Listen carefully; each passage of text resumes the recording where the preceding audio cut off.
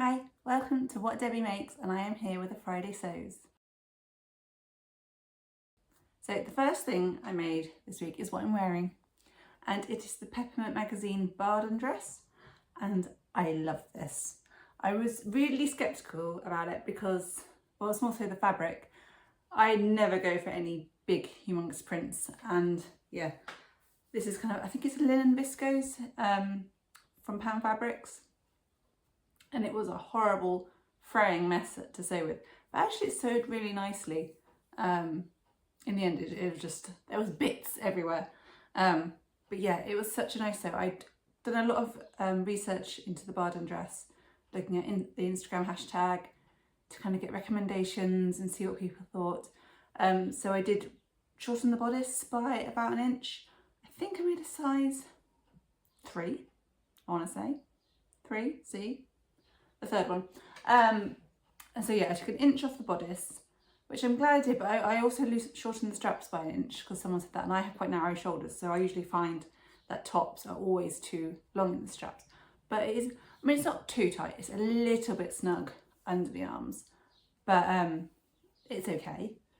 But the dart is here, so I feel like if I'd not shortened the straps, would then the dart be down, like beneath, down under here? So I don't know, and I'm not like advanced enough to figure out how to move the dart up, so yeah, I'm not sure about that, but I really like how it fits. I'll insert a full-length photo, and I made a belt to go with it, which I literally just, I think I cut 2.5 inches, folded it in half, sewed it together, and then turned it the other way around.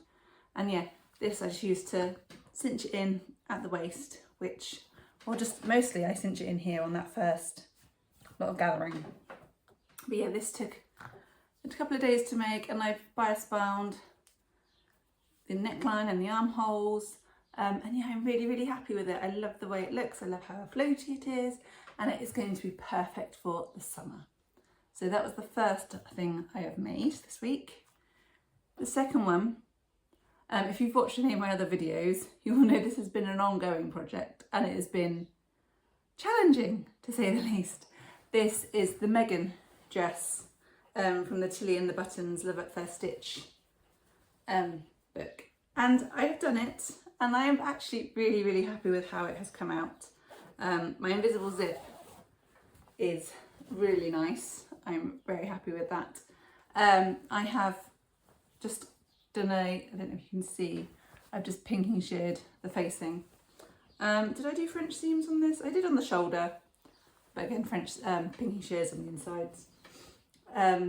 This dress was all French seams all over, so it took forever. I think I went through like 3 bobbins, because everything is French seamed on this. But yeah, just French seamed the shoulders on this, I think. But the last time I talked about this, I had the bodice done and I had the skirt with the darts in place, and there was like 3 centimetres of extra space. I think it was in the seam between that dart and that seam. So what I just did, and it was 3 centimetres on both sides, like it was really evenly wrong, but you can't really tell. I've literally just sewed a tiny little flap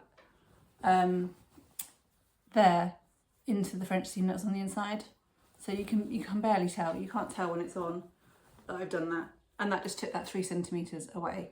So yeah, I'll show you the full length photo here. But yeah, I'm really happy. It's got little tiny little puffs on the shoulder. It's a bit smart for what I usually wear. I wore this on school run the other day, and I was like a little bit overdressed, but hey. So yeah, I'm really kind of happy with this. I don't know when I'll get to wear it, but it is lovely. And the last thing that I've finished, which is something that's been ongoing for a while, is a pair of socks. My first pair of knitted socks. And I really enjoyed this pattern. I did the shorty because I just wanted to get in, because I thought if I'd worked for weeks on like a top bit and then messed up the heel and gusset on my first try, I had been so upset. So I thought if I just did, I think I did 8 rounds of ribbing, 8 rounds of knit, and then went into the heel and gusset. But actually, I found this not too bad. I used the pattern was the spree socks, which I'll link below, but I was following along with the, is it Summer Lee Designs video to kind of get, they're very similar patterns, but her video, I'm a very visual learner, so the video was really helping me visualize what I needed to do. But yeah, I'm really happy with these, how these turned out. I think I might have rushed the getting to the toe, because my daughter tried them on. She's got size 2.5 size feet and they fit her. I was like, I mean, they do have a bit of give to them, but I'm a size 6, so I was like, why do they fit her? And maybe they are a little bit smaller than me, because it says to start the toe when you get to, like, when it's in the middle of your little toe. Maybe I just have big toe, I don't know. But it is a little bit short, so I'm going to make another pair. And this is something that I picked up the other day. I went to Hobbycraft because we're going away next week for half term. So I wanted a little project to have in a small bag, in this little bag here. So I didn't have time to order any yarn in. I do have some 4-ply yarn, but I want to stick with DK at the moment, just while I'm kind of getting used to it. I want to try like a longer leg bit and do the right size foot. So I got this pickle chops from Hobbycraft, which is acrylic. I think it's 50% acrylic and 50% polyamide, which I think is basically nylon. But what I've done is I looked on Ravelry, and you can search for the yarn, and then you can find projects that someone has made using that yarn. And there were a few projects where people have made socks using the pickle chops. So I picked up 2 balls of that, and so I'm going to try and make some of those on holiday. So I've got my 3.5mm needles with me. These are the 80cm ones, because I use the magic loop method for socks. And then I just got my little bag, which has got my scissors and a couple of stitch markers. I really like these. I bought these from Hobbycraft actually. These little gummy bear little stitch markers. So they're really cute. So that's the first project that I'm taking with me. The next project, and actually this is something I sewed this morning. I just sewed a quick little zipper pouch, which I really probably should have lined with some interfacing, because I'm taking a cross stitch with me. And it's one that I've just made up myself. Well, not as in, I didn't make up the design, but I made up the kit for myself. So I think this is a 5-inch hoop. I think it's just from like Home Bargains or something. I think the Ada was from Home Bargains as well. I just put my needle here because I don't have a needle minder spare, and none of my local shops sell them, which is a bit disappointing. Little pair of scissors, and then I've printed out, I don't really want to show the whole pattern. If I kind of, it's like a cup with flowers coming out the top, and it is from Cross Stitcher magazine, and it's a Faye Walsh design. Yeah, you can see the designer there. So it's really cool. It's called Bruise to Blooms. It does recommend like all the DMC colours and anchor colours, but I picked up ages ago from, I think from Home Bargains as well, a load of embroidery thread. I don't know what the quality will be like, but, and obviously the colours aren't perfect matches.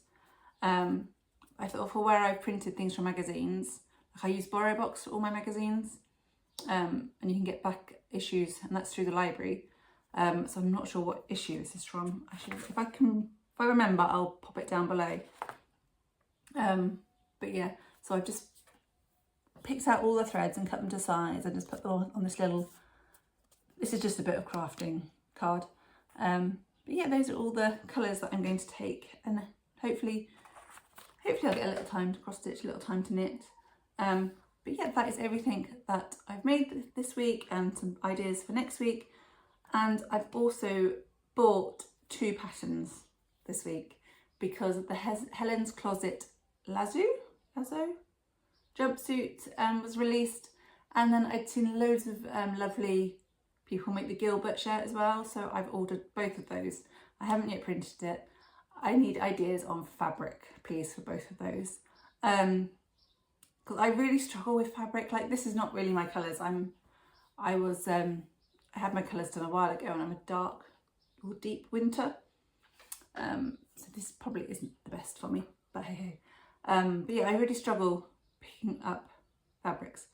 and I saw a really nice, I'll try and put a picture here, from First Fabrics, which I think was a viscose, and it was like red and pink, and I really like it, and I don't know whether to order it and make the jumpsuit out of that, and I don't know what to do. I think the Gilbert, I probably want to go a bit more plain, maybe. I don't know. If you've got any ideas for fabrics, let me know, please.